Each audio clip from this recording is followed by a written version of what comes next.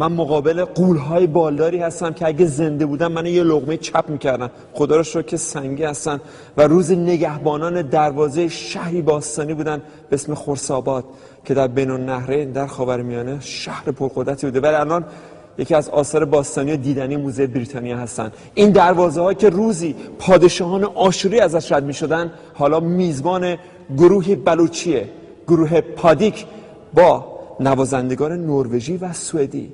این شما و این آهنگ نوروز.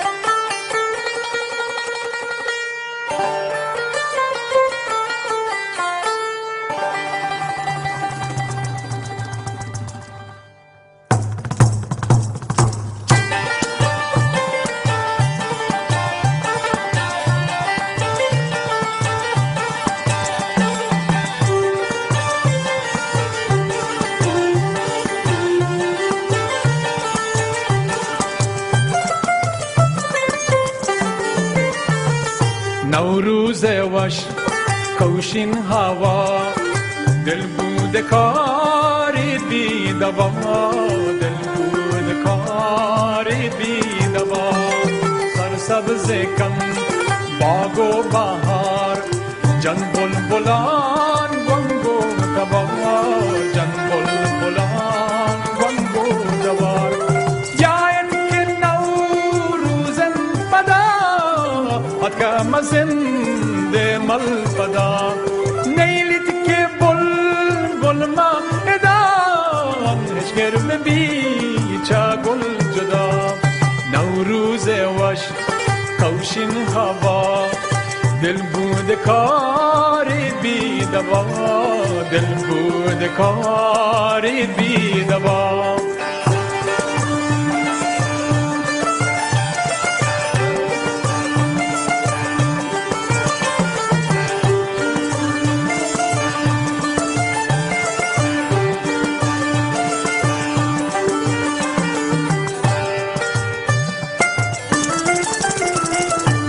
مارا گوشید گوشادهی گوتک منی ایوادهی کام گفولی ملگان هر شهر دی ہوکار لگان.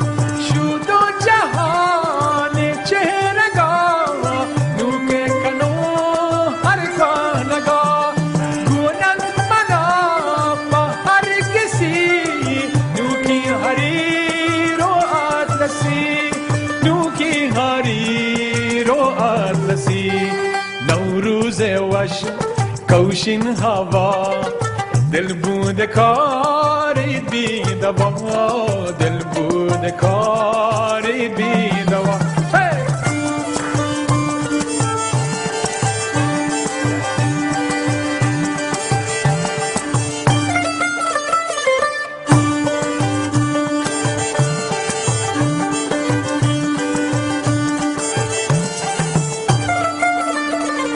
چندان گاما چهرگسی بنشاد بید هر مجلسی، بنشاد بید هر مجلسی.